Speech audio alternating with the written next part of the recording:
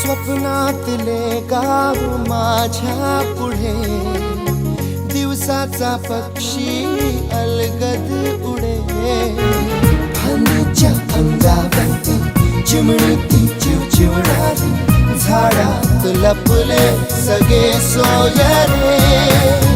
हा गाव माझा जुना आठवाचा, नादात हसऱ्या त्या वाहत्या नदीचा. ढगात उरले पाऊस गाणे कसे साठवावे.